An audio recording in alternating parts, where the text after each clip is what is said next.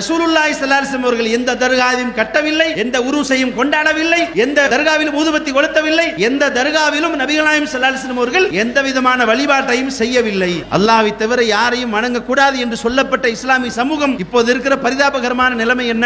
தங்களுக்கு ஒரு கஷ்டம் வந்தால் அவுலியாக்களுக்கு நேர்ச்சை செய்கிறார்கள். மஹபூபே சுபஹானி, ஆஷிகே ரஹ்மானி, அப்துல் காதர் ஜீலானி ரஹ்மத்துல்லாஹி அலைஹி அவர்களுக்காக குர்பானி கொடுப்பதாக நேர்ச்சை செய்து கொள்கிறேன். அவர்களுக்காக மொட்டை போடுகிறார்கள், அவர்களுக்காக குர்பானி கொடுக்கிறார்கள், அவர்களுக்காக ஃபாத்திஹா ஓதுகிறார்கள். அப்ப இந்த சமூகத்தில் என்ன நடந்து கொண்டிருக்கிறது என்றால், இறந்தவர்கள் கடவுளாக்கப்படுகிறார்கள். இறந்த பிறகு நேற்று வரைக்கும் அவர்களுக்கு தெரியாத மொழி எல்லாம் இப்போது தெரிகிறது. நேற்று வரைக்கும் அவர்களுக்கு இல்லாத ஆற்றல் எல்லாம் இப்போது வந்துவிட்டது. இறந்து மண்ணோடு மண்ணாக மக்கி போய்விட்ட பின்னால் கபர்களில் நாம் பார்க்கிறோம், பச்சை புருவ போத்துறாங்க, மேல மல்லிகைப்பூ போடுறாங்க, சந்தனத்தை கரைச்சு கொண்டு போய் ஊத்துறாங்க, பத்தி கொண்டு போய் கொளுத்தி வைக்கிறாங்க. அப்துல் காதர் ஜீலானி ரஹ்மத்துல்லாஹி அலைஹி அவர்களுக்கு சத்தியமாக உருது மொழி தெரியாது. நான் என்ன கேட்கிறேன் என்றால், வாழும் காலத்தில் உருது மொழி தெரியாத அப்துல் காதர் ஜீலானி அவர்களுக்கு இப்போது இறந்துவிட்ட பின்னால்